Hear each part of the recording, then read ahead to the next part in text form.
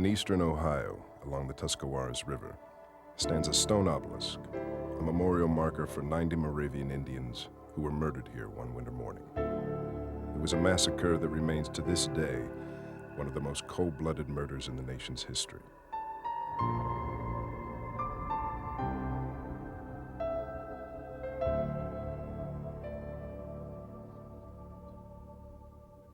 In 1782, the village of Gnadenhutten was one of the 3 Moravian settlements along the Tuscarawas River.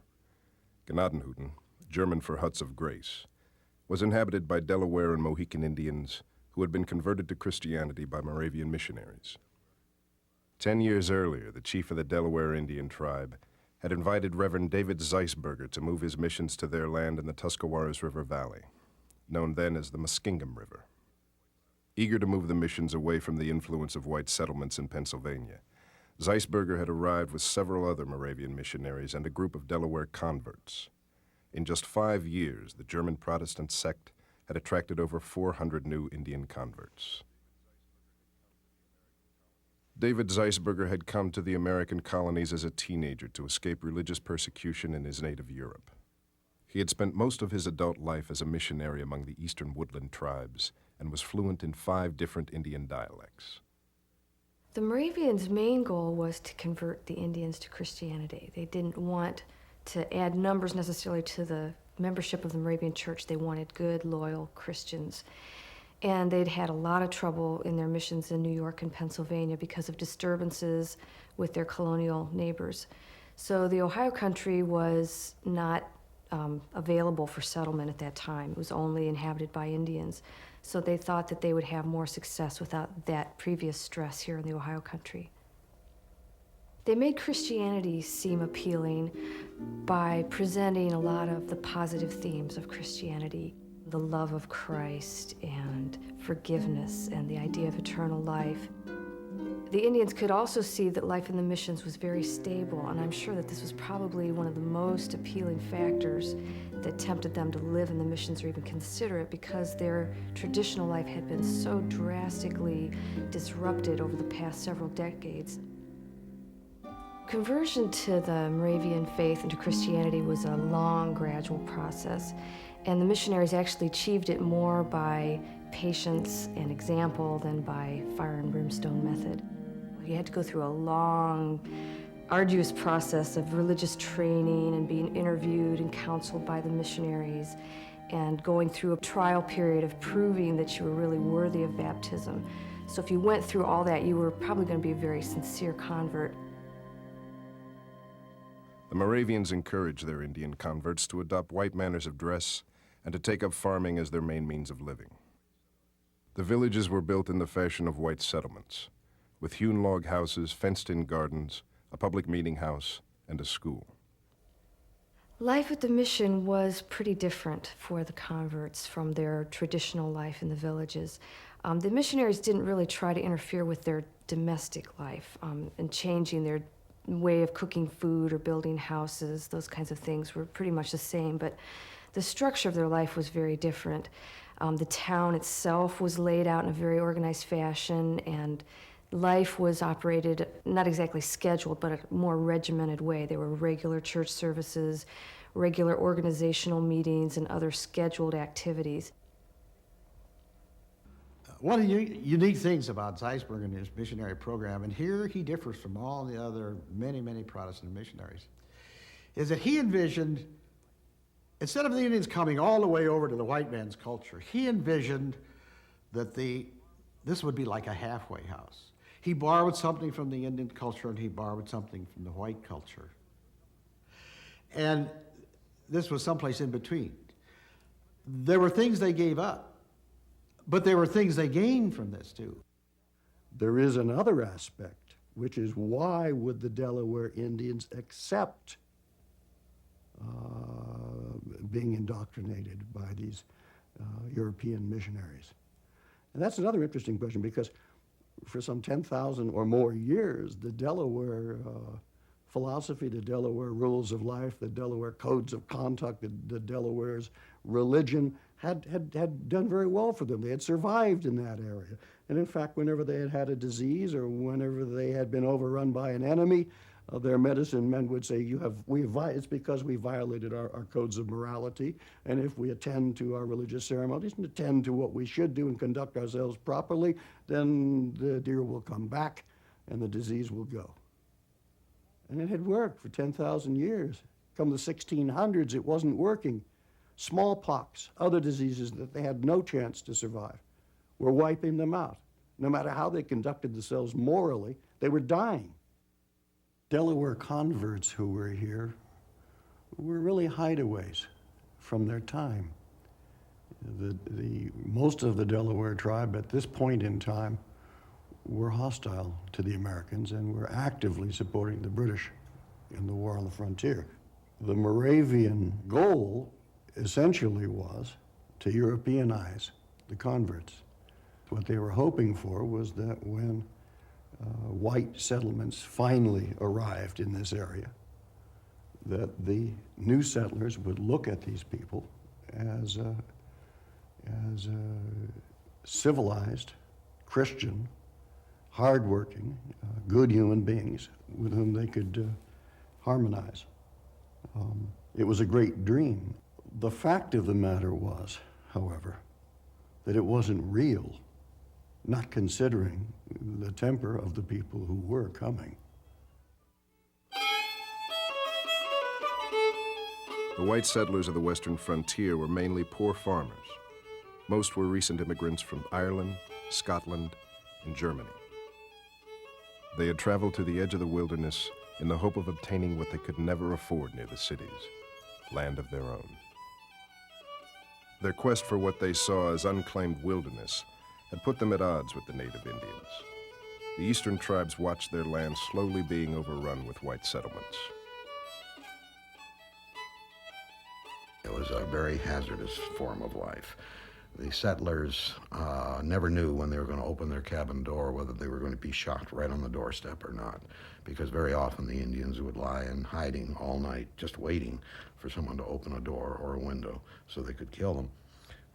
Their cabins were burned, their livestock was slaughtered. This all sounds very terrible, but the Indians were in a position where their land was being taken from them. The whites were encroaching on land that they did not have any right to, and this was the only way they could try to get them to move back where they belonged. And it was a very brutal and disastrous time for many people on both sides.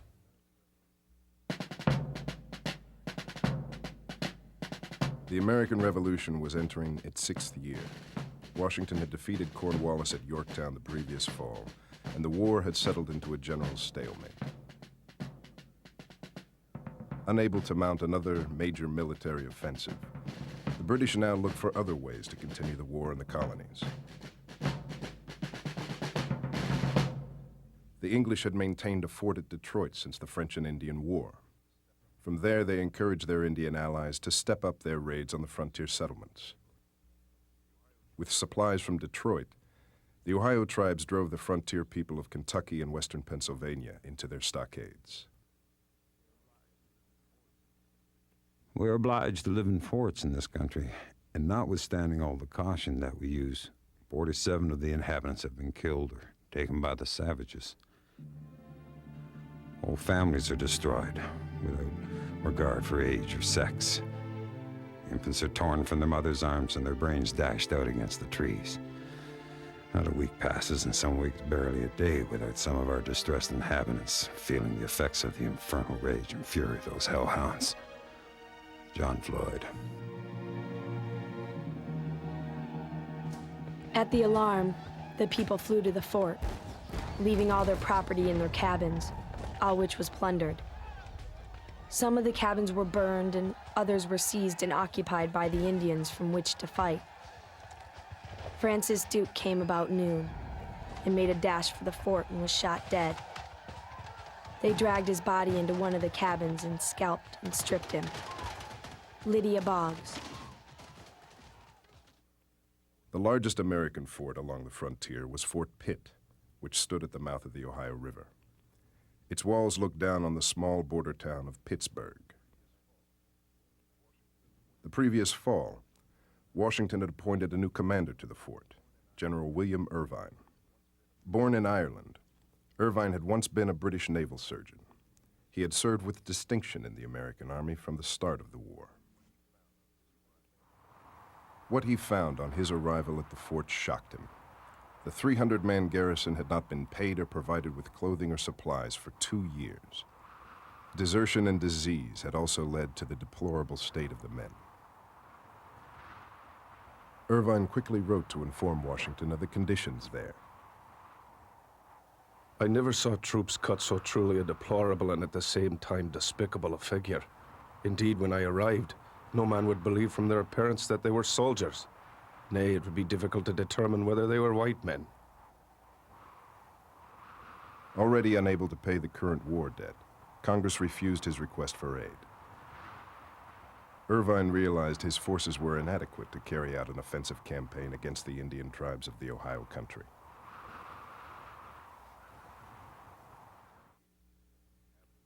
For nearly 10 years, the inhabitants of the 3 Moravian settlements had attempted to live peacefully in the midst of the brutal border wars that had raged around them.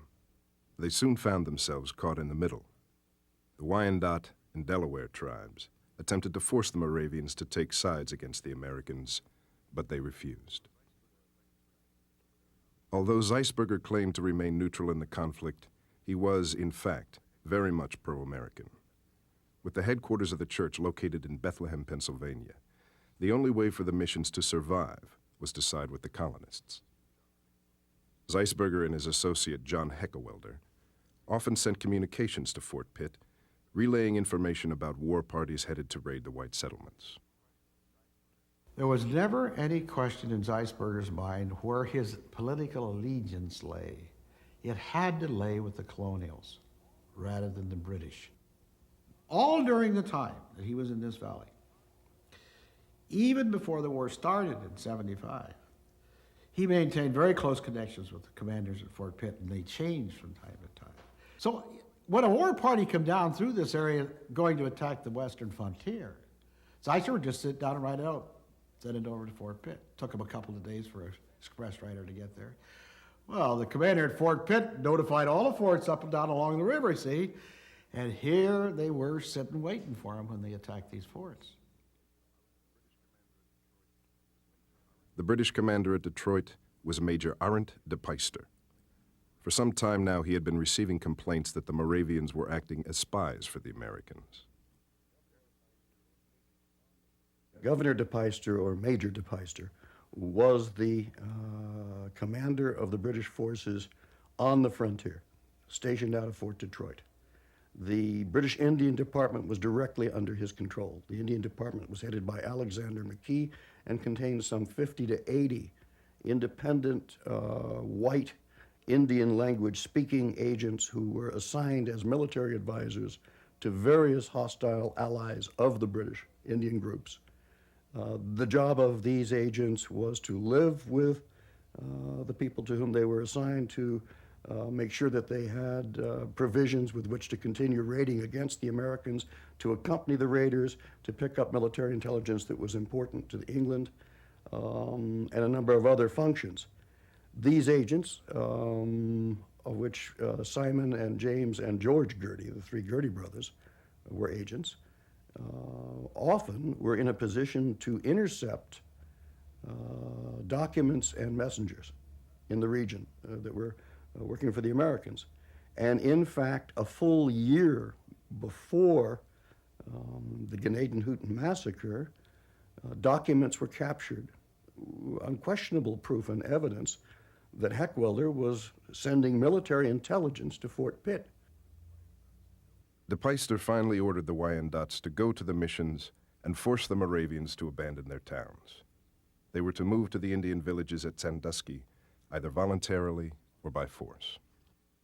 He insisted that the move would be to keep the Moravians out of harm's way.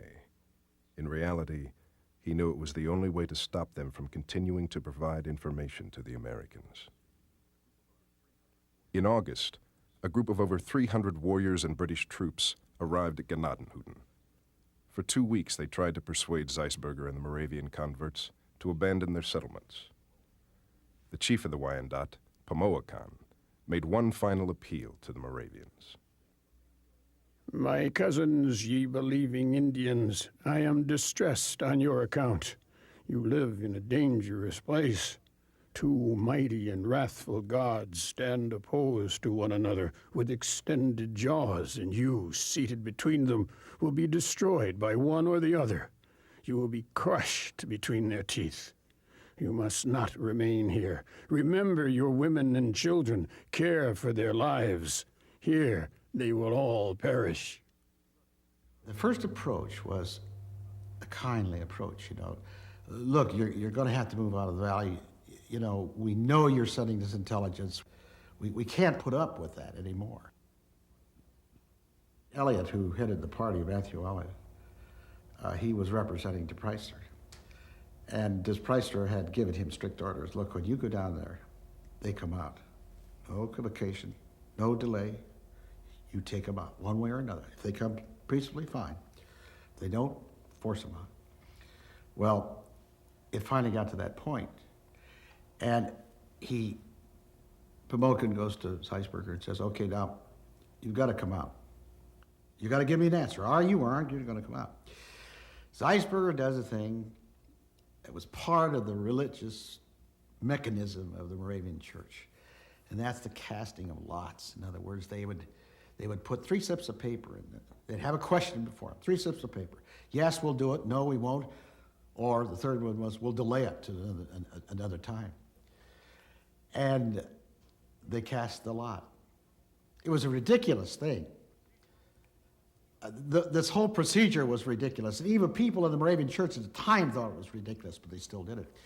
And the result was, no, you can't leave. That God, you have given enough, God told them. This was supposed to be the word of God coming. They did a lot of prayer over this before they... And he went to Pimokin and says, no, we can't go. Well, that was it. So it was a terrible, terrible mistake on Zeisberger's part. And I think afterwards he realized it. That's probably one of the worst mistakes that he made in all his time. Because what they suffered, because of the way they were taken out, contributed to the problems they had after that. But he just was stubborn and he followed that lot. When the Moravians still refused to leave, the mood of the warriors became grim. They were stripped of most of their possessions, their cabins were looted, and the livestock were slaughtered and left dead in the streets. The once tidy village was left in ruins. Driven on an arduous 20-day journey, the converts would walk nearly 150 miles before they arrived at the site near the Wyandotte villages.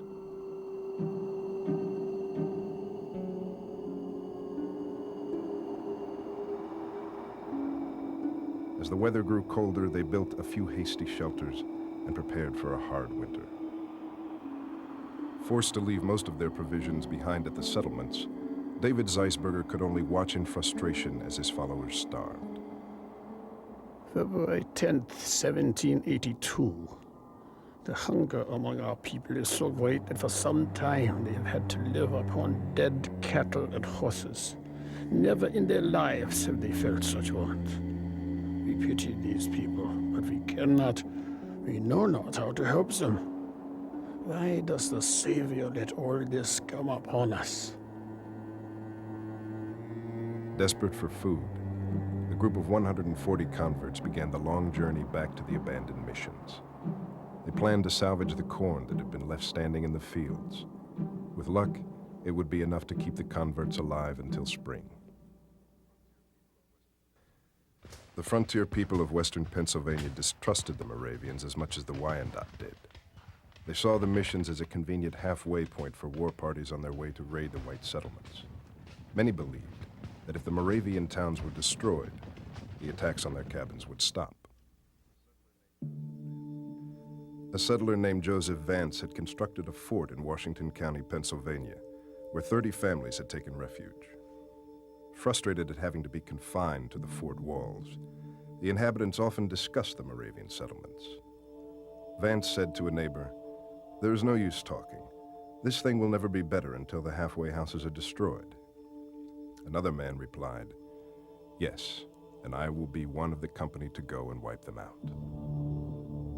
On February 17, 1782, a settler named Robert Wallace returned to his cabin to find it deserted. Indian raiders had attacked the cabin and taken his wife and 3 children as prisoners. News of the capture of Wallace's family was the final straw for the Pennsylvanians of Washington County.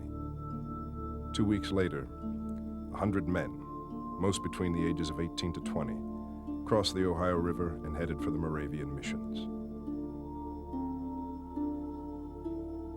On the morning of March 6th, they approached the settlement of Gnadenhutten. A mile from town, they surprised a young Indian boy named Joseph Shabash and shot him through the arm. As he begged for mercy, a tall captain named Charles Bilderbeck killed the boy with a tomahawk and scalped him. The militia then split into 2 groups, intent on entering the village from 2 directions. The group's leader, Colonel David Williamson, took 16 men and crossed to the west side of the Tuscawaras. They found most of the Moravians working in a cornfield. Williamson approached the group and called out a greeting. The elder of the group, Abraham, recognized Williamson and returned the greeting. Williamson told him that they had been sent to escort the Moravian converts back to Fort Pitt, where they would be safe for the remainder of the war. Convincing them that they were to be their bodyguard, they were persuaded to hand over their weapons to the Pennsylvanians as a sign of good faith. When the Indians saw that there were Americans coming, they were overjoyed. They believed they had been saved. They wouldn't have to go back to Sandusky, where they were starving in the cold. The Americans would come and take them to Pittsburgh, and they would be taken care of. They would survive. They were overjoyed. They were also, because of their Moravian conditioning, they were hospitable and open. Williamson, of course, took advantage of that in rounding them up. In fact, he promised that he would take them to Pittsburgh, to Fort Pitt. They had a lot of contact with American militia. They trusted the American soldiers. They trusted the American militia because there had been no evidence that they were out to get them in any way at all. So when they approached them under the guise of friendship, they had no reason not to be submissive. And the thing that Zeisberger never could understand was, why did they give up their arms? They should have known right away when they were asked to give up their arms that something was rotten here in Denmark. When the Moravians entered the village, they found themselves surrounded by Williamson's men. The men were bound and taken into the meeting house. The women and children were taken and locked into a nearby cabin. Williamson sent runners to the settlements of Salem and New Schonbrunn to tell the Indians there that they should all gather at Gnadenhutten. When the Pennsylvanians reached New Schonbrunn, they found the village deserted. Several days earlier, Zeisberger had sent a messenger back to the settlements to insist that the Indians return to the Sandusky villages. On the way to Gnadenhutten, the messenger found the mutilated and scalped body of Joseph Shabash. After finding signs of a large force of men, he guessed the fate of the inhabitants of Gnadenhutten and ran to warn those who were at New Schonbrunn. The Moravians there fled. Zeisberger had unknowingly saved their lives.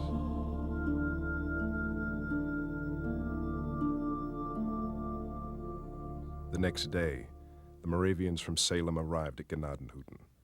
They were bound and imprisoned in the same cabins as their friends. Outside, the militia was huddled together, discussing what was to be the fate of their captives. As night fell, Williamson put the question to the militia. Were the Indians to be taken to Fort Pitt or put to death? He asked those in favor of sparing the Moravians to step forward and form a second rank. The first to step forward was a young preacher named Edward Christie, whose fiancée had been captured by a war party. He had gladly joined in the campaign, but the idea of murder horrified him. Robert Wallace, whose family had been taken prisoner 3 weeks before, remained in the first rank. Nearly every man there had seen members of his family and neighbors murdered by war parties, and the desire for vengeance was strong. They saw their prisoners as the enemy, regardless of their religious beliefs. Only 17 others stepped forward. 83 men had voted for the death of the Moravians. When the decision was announced to the Moravians, it was met with stunned silence. The Pennsylvanians had found utensils and other implements in the cabins and claimed they had been stolen from the white settlements, proof of the Moravians' guilt. Abraham declared that they could call God to witness that they were perfectly innocent, and yet they were prepared for death. He asked that they be allowed to spend the night in prayer. Williamson granted their request, and they were locked into the cabins. The condemned Moravians spent the evening praying and singing hymns, encouraging each other to remain faithful to the end.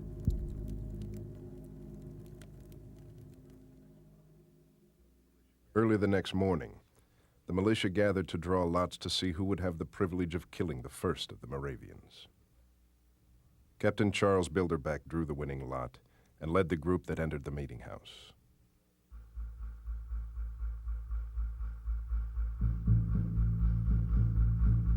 He grabbed Abraham and pulled him outside into the street. Another man stepped up to Bilderback and handed him a large cooper's mallet he had found in one of the cabins. Bilderback swung the hammer above his head and quickly brought it down, crushing Abraham's skull. He re-entered the meeting house and demanded that the Moravians be placed shoulder to shoulder facing the wall. Bilderback stepped up behind them, and in quick succession, he killed 13 others, caving in the back of each of their heads with a single blow. Breathing heavily, he finally stepped back and handed the heavy mallet to another man. "My arm is failing me," he said. "You go on in the same way. I think I've done pretty well." As the next man continued the massacre, Bilderback scalped each of his victims. In the next cabin, the same hideous scene was in progress. In pairs, the women and children were dragged into the cooper's cabin, which the militiamen had dubbed the slaughterhouse. They too were bludgeoned to death and scalped. Down by the riverbank, the 18 men who had refused to be a part of the killing stood silently, listening to the muffled noises coming from the cabins. Robert Wallace came running down to the bank, his clothes spattered with blood. Breathing heavily, he burst into tears and cried, "You know I couldn't help it." When the bodies had been scalped and the other cabins ransacked, the men piled the corpses into the 2 cabins, set them on fire, and rode out of the village.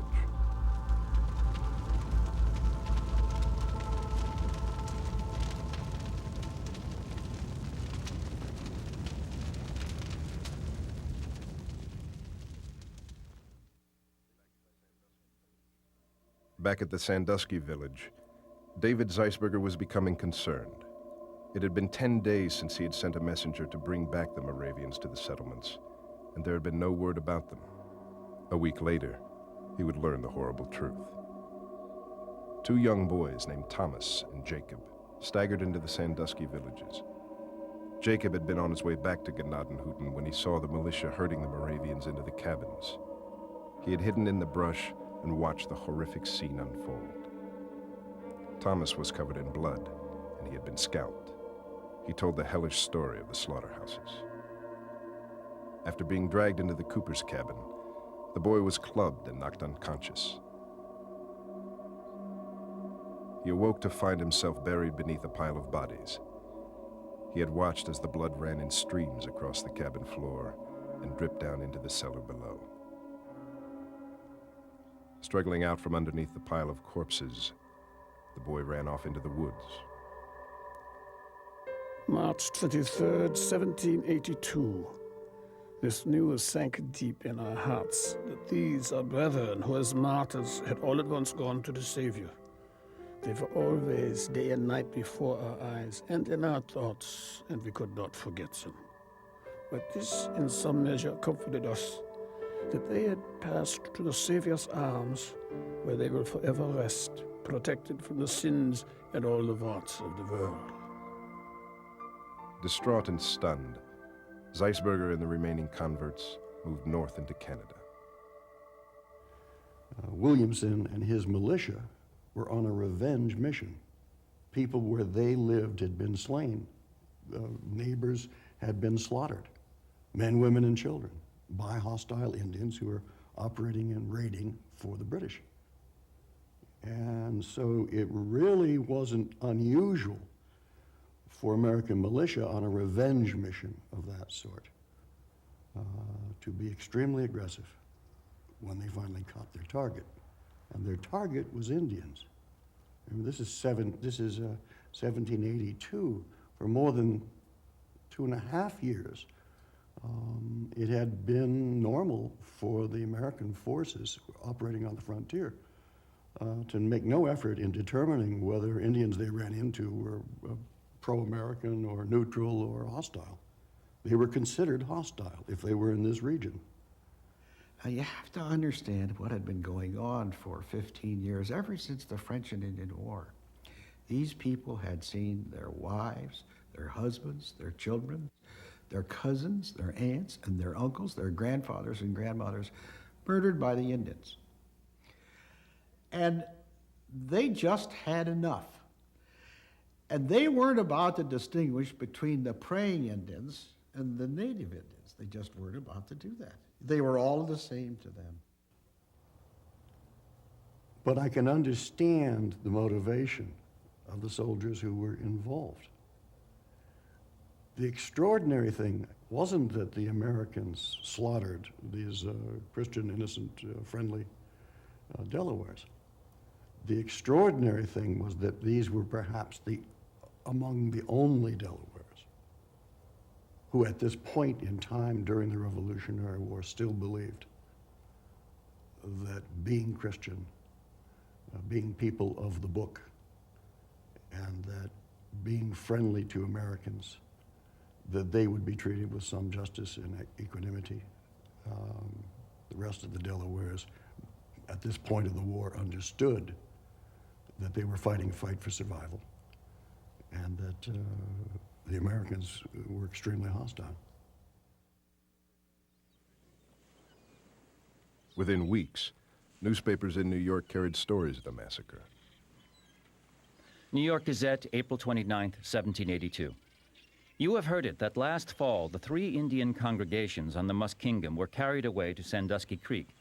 Being in a place destitute of everything, want and hunger forced them to go back to their former towns to seek what had not been destroyed. On this occasion, many of them have been murdered in a most inhumane manner.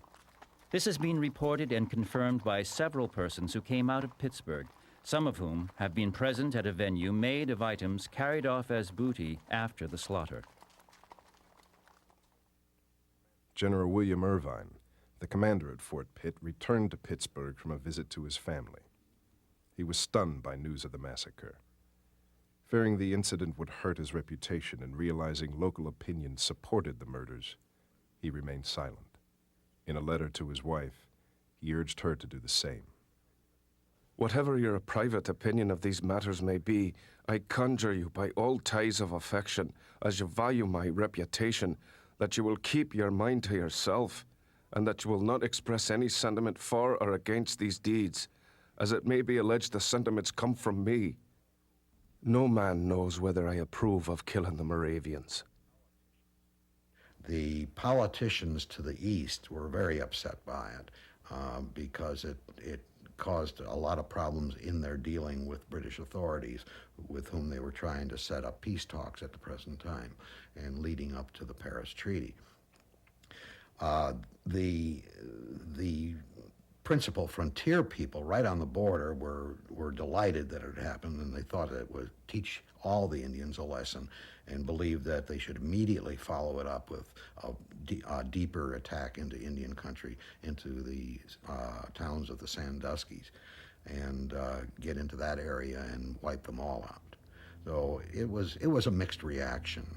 Washington deplored it, Ben Franklin deplored it, a lot of people deplored it, but a lot of it was just talk too. Before the massacre, a significant number of the Indians of that region were really uncommitted. They didn't know whether to fight for the British, stay out of the war, fight for the Americans, or really what was the best course for them. But after this massacre, the issue was no longer in doubt at all. They figured that if the Americans would come and execute men, women, and children who were pro-American, pacifists, Christians, who had been hospitable to them traditionally, then the obvious question for them was, what would happen to us if the Americans win the war? If they do that to them, what will they do to us? As word of the true nature of the campaign became known, Williamson and the others attempted to justify the atrocity by claiming that bloody clothing had been found in the village. Some claimed that the mutilated bodies of Robert Wallace's wife and child had been found along the trail. In truth, Wallace believed his family was still alive.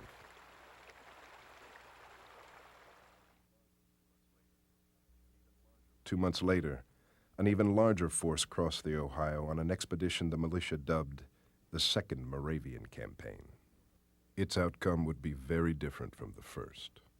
The 480-man army was made up of many of the men from the first campaign, but was led by the 55-year-old Colonel William Crawford, a close friend of George Washington. The men rendezvoused at a place called Mingo Bottom. There was a question who was going to command, whether David Williamson, Colonel David Williamson, who had commanded at the massacre of Gnadenhutten, would command, or whether William Crawford, who was second in command at Fort Pitt, would command. And they had an election, and Crawford won by a few votes. The men camped, and they were pretty excited and pretty happy about the whole event. There was some drinking and some celebrating the first night.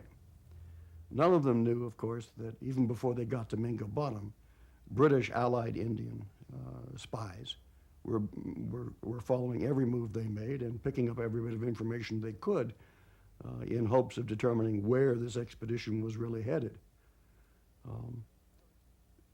The Americans, some of the Americans that night, during their celebrating, peeled some bark off a tree.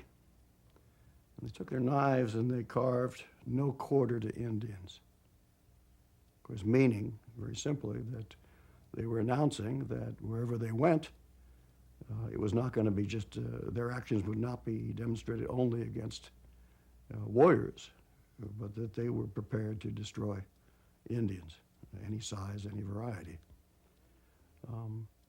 When the men moved out the next morning, the camp was carefully gone over by the Shawnee and Wyandotte spies.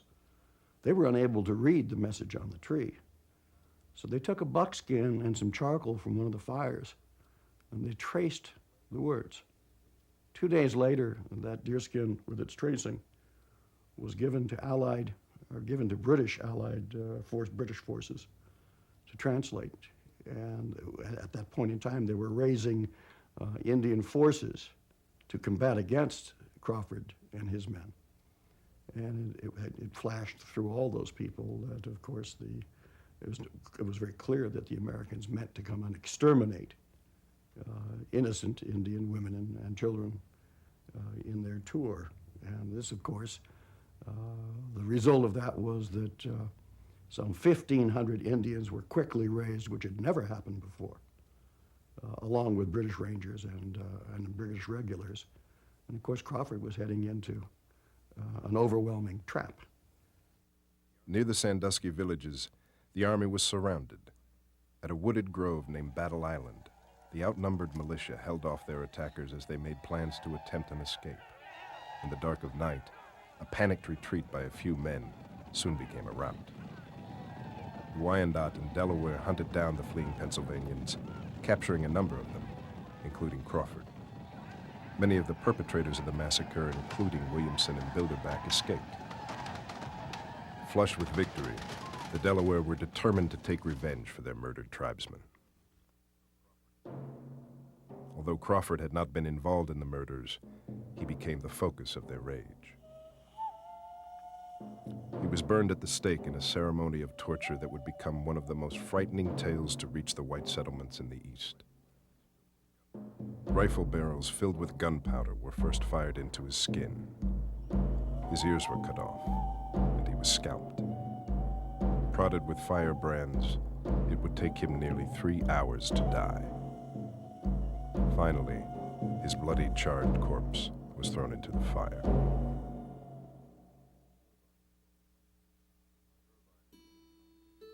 Irvine and local politicians had advised against investigating the massacre, but in June, Congress appointed a commission to look into the murders. No one could be found who would admit to having been on the campaign to the Moravian towns. The investigation was finally dropped. 3 years after the murders, Robert Wallace learned that his wife and youngest child had been killed just days after they had been taken prisoner. The next summer, Thomas, the only survivor of the massacre, was found dead. Since the massacre, he had suffered from convulsions as a result of the concussion he had received. While crossing a river, he had lapsed into a seizure and drowned. Colonel David Williamson, the leader of the raid, was elected sheriff of Washington County. He died a pauper in 1814 and was buried in an unmarked grave. The final retribution for the murders would take place 5 years later.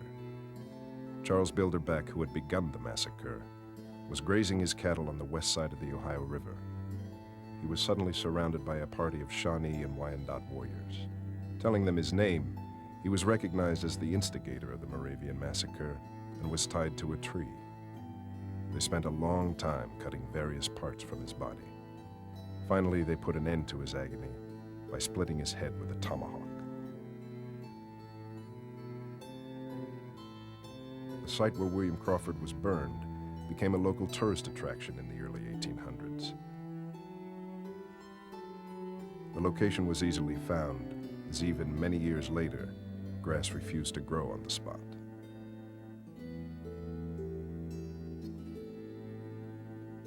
The massacre was soon forgotten among the white settlements, but it would never be forgotten by the eastern tribes. It would be a subject brought up in treaties and negotiations with the United States for the next 25 years.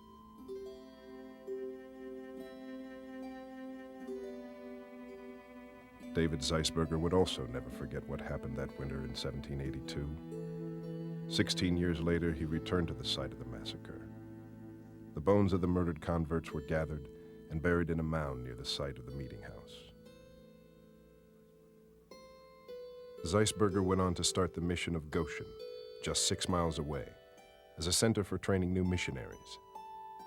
He would never again travel to the white settlements of Pennsylvania. He remained active at Goshen until his death in 1808. They came from Europe with the idea that they would help a downtrodden, demoralized, heathen group of people. They came assuming that their own culture, that their own civilization, their own social style was superior, clearly superior. What they were in essence saying to those Indians was, if you shed your baggage, if you learn to speak German, if you dress as Europeans, if you learn to farm and raise cattle the way we do, if you become European and do it our way, you will survive. And the irony, of course, is that the ones who tried it the most were the ones who were massacred by their supposed friends at Gnadenhutten.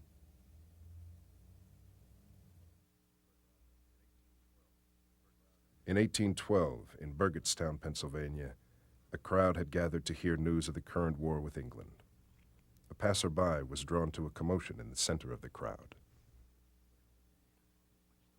An old man, much the worse for liquor, was singing maudlin songs when someone said, "Now, Uncle Saul, show us how they killed the Indians." Then at once the old fellow's whole manner changed from the gay to the grave, and he began crying and cursing the cowards who'd killed the women and children. He seized a long stick in his hands and began beating an imaginary object, all the while howling like a demon. Then somebody pulled him away, saying it was a shame. I learned Uncle Saul had been at the Moravian Massacre, and when in his cups would show how they killed the Indians, but when sober, could not be forced to open his mouth on the subject.